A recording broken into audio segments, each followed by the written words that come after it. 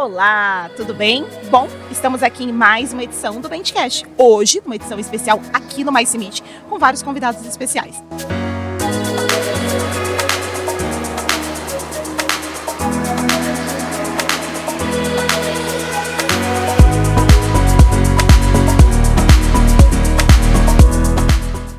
Olá, tudo bem? Bom, então vamos começar mais uma edição do Bentcast, uma edição especial aqui no Mais Meeting, by R1. E hoje a gente está com um tema muito bacana, que é quem paga a conta da ética, que é um dilema entre preço, valor e concorrência no mais. Eu sou a Carla Fidelis e estou com alguns convidados super especiais aqui que irão se apresentar para vocês. Então, uma das minhas primeiras convidadas é a Fernanda Fernandes, da Costa Brava. Bem-vinda, Fernanda! Obrigada, Carla. É um prazer estar aqui nesse podcast super especial. Adorei a ideia, parabéns. Muito bom. Obrigada aí pelo convite. E o nosso outro convidado é o Bruno Carvalho, da MS. Bem-vindo, Bruno. Oi, Carlinha. Obrigado pelo convite. É um prazer sempre colaborar aí com vocês e com o mercado no geral. Espero que seja um episódio bem bacana aí para todos que assistirem. E é aquela coisa, né? A gente já vai começar meio que aquecido, porque o tema ele já é quente. Já é bem quente, então a ideia é a gente aquecer um pouquinho mais. Bruno, eu vou começar com você, que eu acho que você vem de uma história super bacana aí. Então, para quem não sabe, o Bruno já trabalhou em compras. Atualmente trabalha em eventos, mas também tem um guarda-chuva de compras. Então, assim, acho que ele passa ali pelo caminho de tudo, né? Ao mesmo tempo. Mas quando a gente fala, Bruno, em ética no mercado de eventos, eu queria entender de você, assim, onde que a gente está errando mais, na sua opinião? No cliente, no fornecedor ou nos bastidores do jogo? Então tem essa história aí, né, eu comecei em compras, né, trabalhei por muito tempo em compras e comecei a atender a área de eventos e fui me especializando no mercado e tentando me inteirar cada vez mais do assunto, né. E teve a oportunidade, tem agora 2 anos, de eu voltar para a área de compras mantendo a área de eventos. Então eu tenho que ver esse olhar um pouco de requisitante, porque tem a área de eventos onde a gente desenha os briefings, onde entende a demanda, e tem a parte de compras, que aí é negociação mesmo, é contrato, é preço, é fornecedor. Eu acho que hoje tem um pouquinho a gente pode achar um pouquinho de problema em cada uma das pontas, né? Não tem um ponto só que está trabalhando muito certo ou um só muito errado. Na nossa parte, eu vou falar mais assim, né? Tem mais conteúdo como cliente, né? Que eu sou um cliente tanto para negociar quanto para solicitar, que hoje a gente tem problema com briefing, problema com padronização, a forma como a gente solicita, qual que é o nosso objetivo com aquele processo. Tem processo que é só preço, tem processo que é apresentação de projeto, que o que vai ganhar é quem vir com o melhor projeto, com a melhor entrega. Na parte de cliente, eu acho que também a gente tem grandes problemas com fornecedores que também aceitam tudo para poder entrar numa concorrência, para entrar numa empresa. Eu, como comprador, né, mais de 10 anos, tem proposta, quando eu recebo, eu vejo aquele valor e falo, alguma coisa está errada, não vai entregar isso daqui que eu estou pedindo, mas de jeito nenhum. E tem que ter esse cuidado, né? Eu acho que o problema, aí volta o problema para o cliente, que é saber mesmo o que está recebendo e saber enxergar se aquilo realmente vai se tornar uma realidade. E nos bastidores é o mais complicado de tudo, que como é bastidor, muita gente, nós não temos o acesso ali, favorecimento, muita coisa por baixo dos panos, prestação de contas, que às vezes vem de forma aí que, se for a fundo mesmo, acha muita coisa errada. Então, acho que tem muita coisa em cada um dos pontos para melhorar, né? E para que seja uma coisa que seja, não é só ética, mas que seja justo para todos os participantes ali, todos os players. Então tem um pontinho em cada.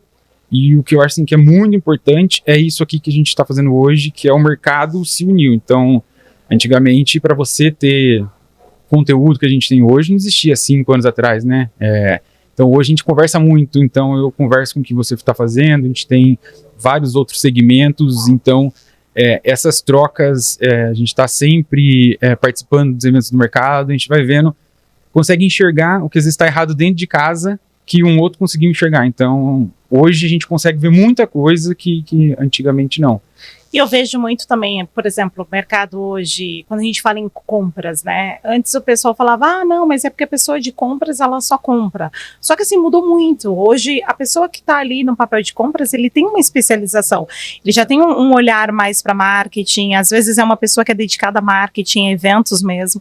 Então, você bate o olho e você fala assim, gente, não é só isso, né? Talvez vai muito nessa linha do que você comentou, da vontade tanto de entregar aquilo a todos os momentos, a todos os segundos, que você bate o olho e fala assim, gente, tipo, não é isso, né? Você não precisa talvez espremer a outra ponta para você entregar o que eu quero. E aí eu acho que a gente puxa um pouco, Fê, porque eu queria te perguntar, na sua opinião, por que o preço virou o principal fator decisivo nas negociações? Mesmo quando a gente fala em entregas que envolvem estratégia, inteligência, conceitos complicados e evolutivos e tudo mais. Por que você acha que hoje o preço ele está falando mais alto? Eu acho que hoje entra muito questão de preço, principalmente porque as empresas acabam cobrando a questão de compras, né? De fazer uma entrega, de ter um saving diferenciado. E é onde, mal ou bem, o Bruno pode dizer melhor, o comprador consegue mostrar o resultado dele. Né? E com isso, já na sequência, imagino, vem os bids, então daí vem bid, aí vem a certa guerra ali por preço das agências, dos fornecedores de uma forma geral, não falando só agência, né? De fornecedores de uma forma geral, que vão tentar entrar mesmo com tudo. Às vezes, o Bruno acabou de falar, às vezes abaixa para entrar dentro da empresa. E com isso vai... tem o Bruno que pensa e fala, poxa, tem alguma coisa errada aqui, mas também tem quem olhe, que talvez tenha menos conhecimento do mercado, e fale, poxa, mas se esse faz, por que o outro não faz? E aí querem igualar, né, o mercado, e às vezes acaba puxando para baixo. E tentando, o que você acabou de falar, apertar o outro lado, a ponta, né? E eu brinco às vezes, falo, gente, não existe aquele velho ditado, não existe almoço de graça. Em algum lugar, a conta não vai fechar. Né? Em algum lugar a conta não vai fechar. E se dá para fazer um evento, às vezes, um pouco mais espremido, seja do lado de quem for, seja da hotelaria, seja equipamento, seja trânsito, seja o que for. Se vai fazer um, depois a conta vai chegar lá na frente. Não tem como sustentar. Né? E eu acho que aí a gente fala muito de, poxa, será que precisa? Né? Tô entrando já um pouco mais além, mas será que precisa espremer tanto? Né? Às vezes vem, o FII da agência. Gente, o FII da agência perto do todo, né? Aqui falando do meu lado, o FII da agência perto do que você vai gastar no evento. Não é nada. Não é nada. Às vezes vale mais a pena, tipo, poxa, então vamos tentar com o Success Fee de alguma forma que, poxa, vamos junto, né? Buscar a negociação, buscar save dentro do que realmente vai fazer diferença. Sim, dentro do que vai impactar, né? Do conceito. E é engraçado que você fala isso, porque hoje mesmo eu estava conversando com um amigo meu, exatamente desse ponto do que, cara, não adianta você abaixar o seu preço para você entrar, porque o cliente, quando você fala assim, vamos supor, eu faço isso por um valor X, no próximo ano ele vai trabalhar em cima desse valor. Exato. E a métrica dele é em cima daquele valor. Não, mas você me fez R$10. Então assim, se você teve um aumento que é um aumento anual, ele é no máximo de 30%, o cara joga R$10 mais 30%. Mas esse não era meu valor, era o valor que eu fiz diferenciado para você. Tá, mas é o valor que eu aprovei aqui. Porque na hora do orçamento, na hora que você vai olhar na lista, aquilo não é sustentável. Então, muitas vezes você fala assim, poxa, será que faz sentido fazer esse processo e perder a questão da sustentabilidade da cadeia toda? Porque você, querendo ou não, está trazendo um valor que não é competitivo dentro do mercado para com o cliente, dentro da agência, às vezes, comparado a FII, a trabalho, a complexidade das coisas não vai rolar, e quando a gente pensa na outra ponta, que é o fornecedor, o final, o cara também às vezes olha e fala assim, nossa, eu tô trabalhando, sei lá, preço de caixa, né?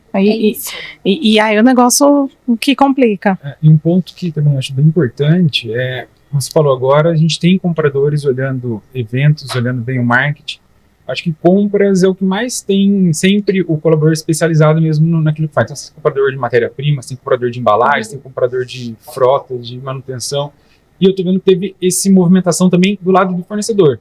Hoje você vai com hotéis, agências, tem quem atende o mercado farma, tem quem atende o mercado financeiro, tem quem atende o mercado agro, que também faz muita diferença. Né? Tem órgãos regulamentadores para algumas empresas que são diferentes das outras. Então eles sabem também saber o que pode ofertar e como ofertar.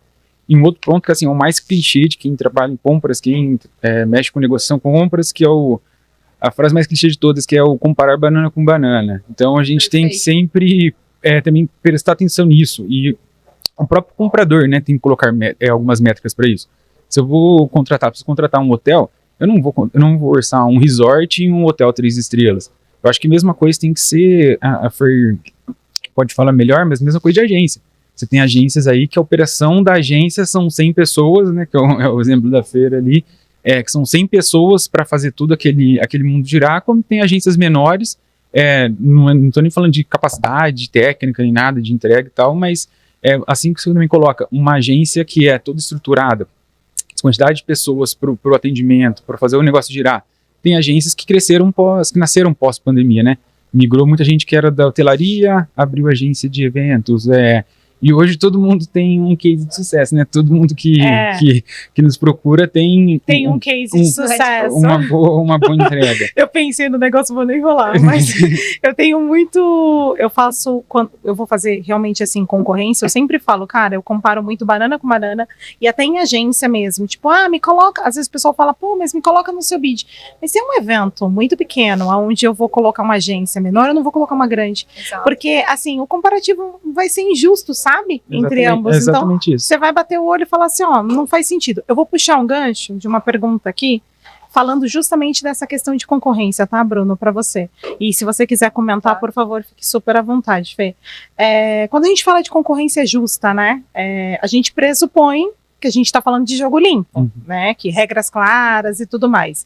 Mas quem que define hoje as regras? Quem que, na sua opinião, define as regras? Por quê? Você acha que há transparência entre o cliente, a agência e o fornecedor nesse processo, quando a gente está falando de concorrência? Não é nem só de mercado, tá? Mas eu acho que hoje praticamente vai ter uma variação de empresa para empresa, porque você pegar a parte de compras de suprimentos, cada uma tem sua regra. Tem empresa que o foco é preço e pronto. Então, qual que é a obrigação do comprador ali? Achar 3 empresas, né, por concorrência, 5, 10, que tenham capacidade para entregar. Então, se elas estão aptas para entregar, então o que vai importar é o preço. E tem também para quem se reporta a área contratante. Então, quando você tem, no meu caso, que é uma área de suprimentos, de compras que faz toda a negociação, são as métricas de compras. Tem empresas que a área de marketing tem autonomia para fechar um evento. E aí eles vão a base deles é o orçamento que eles têm para investir, né, no evento. Não é a concorrência em si. Já abrindo para você, tenho X valor para entregar isso. Então já é uma outra forma de negociar e de abrir o jogo. Tem empresa que a gente já conversou que a pessoa fica no RH, que cuida de viagens e eventos, né? Empresas de menor Já vi no financeiro, tá? Já vi no financeiro, que eu falei, gente, como é que a pessoa... Então, assim, tem que o mercado melhorou muito, como vocês falaram, né? Hoje está muito mais profissional, a gente tem pessoas que entendem de eventos, mas ainda a gente vê muitas empresas, a gente vê pessoas ainda sem nenhum tipo de conhecimento em eventos, em viagens, atuando, gente. Ainda tem muito, melhorou muito. E aí, Fê, então até puxando esse gancho, antes de eu jogar a sua primeira pergunta, quando a gente fala muito dessa questão, teve o Bruno comentou uma coisa que é muito interessante, de às vezes eu tenho esse valor para fazer isso. Como é que acontece? Como é que chega isso dentro de casa? Como é que funciona? Como que você pode, até pensando em experiência mesmo, tá, do cliente, como é que, pensando em experiência do cliente, já com o valor definido, e assim, quando é um orçamento, ok, mas quando a gente sabe que é um valor que você fala, cara, mas eu acho que esse Pokémon evoluído que você quer aí não dá pra fazer, não, eu vou ter que... Os memes, né? Eu vou ter que ele quer, eu vou ter que trazer o Pikachu. Como é que é isso dentro de casa? Bom, eu acho que falando um pouco de budget, acho que a expectativa é sempre entender, né, dentro do que o cliente tem de orçamento, como a gente consegue entregar o principal que vai fazer diferença no retorno daquele investimento, né? O que de fato o cliente espera com aquele evento? Qual que vai ser? Ele está investindo para ter um retorno, seja o que for, seja motivacional, seja reforço de marca. Então, onde a gente vai alocar aquele budget, de fato, para que ele traga esse retorno? Porque às vezes, você vai, poxa, adoraria ter uma super sonografia, igual tá aqui hoje, né? Que tá lindo. Mas, às vezes, naquele evento, eu não preciso de uma super cenografia.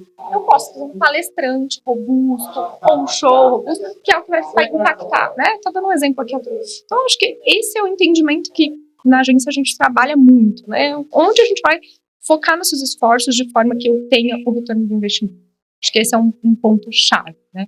E sempre trabalhando com a ética, né? Que eu acho que isso é um ponto que o Bruno trouxe aqui que eu queria trazer, na hora que a gente fala de orçamento, que é um desafio, né, para as empresas que trabalham com muita ética e muita transparência no mercado. A gente está aí há 36 anos e a gente vê isso acontecer. Peraí, entra a agência nova, o que é entrar no mercado, o que é abaixar custo, e a gente lá, né, se mantém. Só que a gente sabe que não tem, mais uma vez, não tem almoço de graça em algum lugar.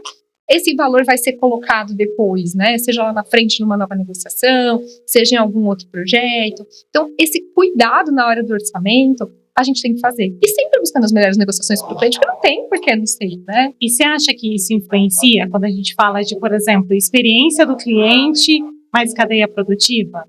Você acha que... Porque assim, aí a gente volta de novo no meme, né? É isso. O que ele quer... O que dá para entregar. O que o orçamento dele consegue entregar. Mas aí eu fico pensando muito nisso. Será que funciona? Né? Eu acho que cada vez mais as empresas estão falando de sustentabilidade e a gente tem que trazer. E quando a gente fala de sustentabilidade, né, hoje as empresas defendem muito, né, até por uma questão de mercado, a gente fala de sustentabilidade. E a gente não pode esquecer que sustentabilidade verde é só uma ponta da sustentabilidade, né, gente? Agora, a gente falar do mercado, da parceria, do realmente a gente se dar a mão dentro da cadeia produtiva, é importante. Seja a agência com os fornecedores aqui também que a gente trabalha, seja empresa, agência, empresa com todos os fornecedores. Por quê? Porque não dá. A partir do momento que a gente começa a espremer budget de todo lado, em algum lugar fica, é o que eu falei, seja ou vem a conta depois, ou a gente está espremendo, às vezes, a gente já falou agora há pouco, talvez mão de obra, né? Poxa, coordenação. Eu lembro, na minha época que eu operava, né, mesmo evento, a gente parava à noite trabalhando. Hoje não dá, né? Hoje não é sustentável você deixar uma equipe rodando 24 horas e depois começa de novo o evento. Hoje a gente tem que trabalhar com diárias ali de 8, 10 horas, né? 10 horas normalmente a gente trabalha, para que as pessoas também tenham descanso, para que isso seja possível. Então, em algum lugar, a gente aperta essa cadeia, né? Então, eu acho que isso é importante. E às vezes é difícil quem está do outro lado entender que às vezes para você entregar um evento com qualidade, a gente precisa, né, fazer com que tudo isso funcione de uma forma. E alguém pode estar espremendo aqui de um outro lado. Alguém em algum lugar está sendo impactado, né? Mas aí nessa parte de orçamento, uma fala, o pessoal até brinca, às vezes até brinquei que ele falou com você, que fala que defende muito fornecedor, mas é que você vê cada coisa. Então, assim, chegando, é o que você falou, chega um orçamento para uma coisa, na hora que você bate o olho, você já fala que aqui não vai rolar. Pelo valor que você quer, não, vamos baixar um pouquinho. Não. Quer fazer uma convenção gastando X per capita? Não, você não vai para um resort, você não vai sair do estado, você não vai sair do país. Então, quem faz o orçamento também é um desafio pra gente, né? E eu acho que a gente, como gestor, também tem que fazer isso, sabia, Bruno? Porque eu faço isso muito dentro de casa também, de às vezes bater o olho e falar assim, gente, vamos lá, o fornecedor não consegue baixar mais, ele já tá na tabela dele de custo, mas será? Não é será, ele realmente já tá dentro da tabela dele, porque não é aquela coisa, não, que é muito que você falou, tipo, às vezes, pra entrar, a pessoa quer fazer, mas chega uma hora que você bate o olho e fala, o cara não está sendo sustentável. É aquela história, né? Quem está pagando a conta? Às vezes é a falta da sustentabilidade. A gente fala muito de ESG, fala muito de como aplicar isso, mas a gente não esquece que, tipo, dentro de governança tem muito esse papel de você olhar um pouco mais pro lado e falar, isso faz sentido, isso não faz sentido. E um outro ponto, desculpa, Bruno, eu acho que vale assim, né? A gente está falando de orçamento, a gente está olhando o orçamento, a gente está olhando ali o projeto, mas e essa entrega? Porque enquanto as coisas estão fluindo, ou enquanto ali não chegou no dia a dia, ou não teve um grande problema, tá tudo bem, né? Funciona. Mas aí, a hora que tem um grande problema. A gente teve um caso agora, recente, que a gente estava com uma diretoria executiva e clientes de uma grande empresa, de uma grande multinacional, indo para a China para uma viagem de executiva. Todo mundo executiva da Emirates, e não sei se vocês viram, foi recente. Aquele voo, no maior avião da Emirates, que decolou aqui em Guarulhos, ficou sobrevoando 2 horas em litoral norte. Ela teve um problema na aeronave, no trem de pouso, ela ficou sobrevoando, queimando combustível e voltou para o aeroporto. E, enfim, acabou que a gente teve, imagina, lá na China tudo programado, todos os principais clientes, a gente teve que realocar todos esses passageiros. Só que, gente, a gente tá falando de realocar em voos lotados. Pensa, a quantidade de pessoas que ficaram no chão. A aeronave não saiu, porque ela não podia voar. Não, e acaba com a experiência, porque assim, o cara fica estressado, ele já não quer ir mais, e aí o aeroporto, muitas vezes, as pessoas não falam as coisas. Eu já tive problema de voo cancelado, e falo, gente, eu preciso voltar pra casa, eu tenho criança, não tem como. E sabe, tipo, alguém ficou com muita dó, devo ter feito uma cara de cachorro resendor, e falou, senhora, tem um lugar, a senhora quer ir? Eu, pelo amor de Deus, pra qualquer lugar. Não, é pra Cumbica mesmo. Eu falei, não vou. E entrei, mas assim, as pessoas que estavam junto comigo foram voar 2 dias depois. É isso. E aí, como você faz isso com o cliente? A empresa falou pra gente, poxa, a gente vai cancelar. A gente, não, segura que a gente vai conseguir. Em menos de 18 horas, a gente tinha realocado todo mundo. Todo mundo a gente conseguiu realocar a ponto de chegar, né, fazendo conexões diferenciadas, mas chegando no destino dentro do que era possível. Então, a gente falou, nossa, ela ficou emocionada, porque ela falou, gente, a outra vez nós ficamos no hotel esperando 48 horas, mais de 48 horas, foram mais de 2 dias para resolver. Tanto que a hora que aconteceu de novo, né, que era outra agência, foi com outra agência, ela falou, putz, acho que a gente vai desistir. A gente, não, segura aí que a gente vai atrás. Conseguimos reverter. Mas é isso que eu falo. E na hora que dá um problema, gente? Porque além de estar falando de orçamento aqui, do que é certo, do que é errado, mas lá na frente, né? Tem que ter uma estrutura para conseguir segurar as pontas. Porque senão olha o comprometimento desse retorno desse investimento, porque não tem volta, né? Pois é. E aí um último ponto disso é exatamente essa última frase da Fer, Quintimento, que é o retorno desse investimento. Qual que é o problema? Que aí é uma briga nossa, de todos que estão aqui, todos que estão assistindo o evento aqui hoje, participando aqui hoje, é tirar a conta de eventos de despesa, né? Que até hoje a conta de eventos é uma despesa para a empresa, ela não é vista como um investimento. Se a venda não está vindo, tem que cortar a despesa.